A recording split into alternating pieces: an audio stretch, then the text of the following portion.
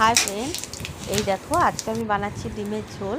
প্রথমে আমি সম্বাদ দিয়ে দিলাম গোটা জিরে, পেঁয়াজ আর একটু তেজপাতা। সম্বাদ দেওয়ার পরে যখন একটু নাড়াচাড়া করে নেবো, আর আমি কিন্তু এখানে ডিমের অমলেট আর ডিম সেদ্ধ করে রেখেছি, তার সাথে আমি একটু আলুও সেদ্ধ করে রেখেছি।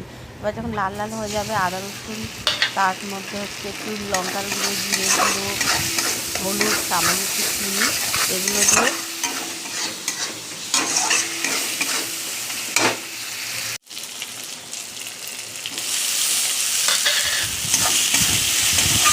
এবার দেখো নাড়াচাড়া করে নেব।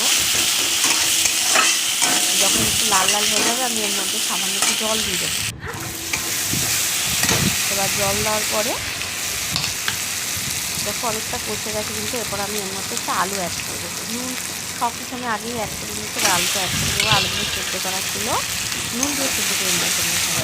এবার দেখো আলুগুলো নাড়াচাড়া করে নেব।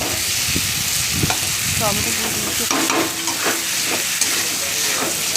দেখো নাড়াচাড়া করে নেবো। নাড়াচাড়া করার পরে এবারে জল দিয়ে দেবো। দেখো লাল লাল হয়ে গেছে, আর কি বলবো, আদা রসুন পেঁয়াজের গন্ধটা চলে গেছে। এরপর আমি এর মধ্যে একটু জল দিয়ে দেবো, সামান্য জল দেবো, কারণ সেদ্ধটা আমি আগেই করে নিয়েছি। এবার সামান্য জল দেওয়ার পরে জলটা যখন ফুটে আসবে, তখন আমি এর মধ্যে ডিমগুলো ছেড়ে দেবো। ওই অমলেট যেটা করে রেখেছি আর গোটা ডিমও 4 পিস আছে, ওটাও দিয়ে দেবো। আর লাস্টে গরম মশলা অ্যাড করে আমি নামিয়ে দিয়ে দিয়েছি আমি। এবার নাড়াচাড়া করবো, সামান্য একটু জলটা শুকোবে, শুকোনোর পরে আমি গরম মশলা অ্যাড করে ওর মধ্যে ছেড়ে দেবো।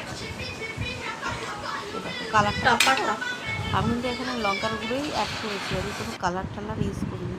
কেমন লাগছে তোমরা একটু কমেন্টস করে তোমরা সবাই বলো, আর পারলে একটু সাপোর্ট করে একটু সাবস্ক্রাইব করে দিও চ্যানেলটাকে। এরপরে আমি অন্য ভিডিও নিয়ে আসবো তোমাদের সামনে। চলো টাটা, বাই।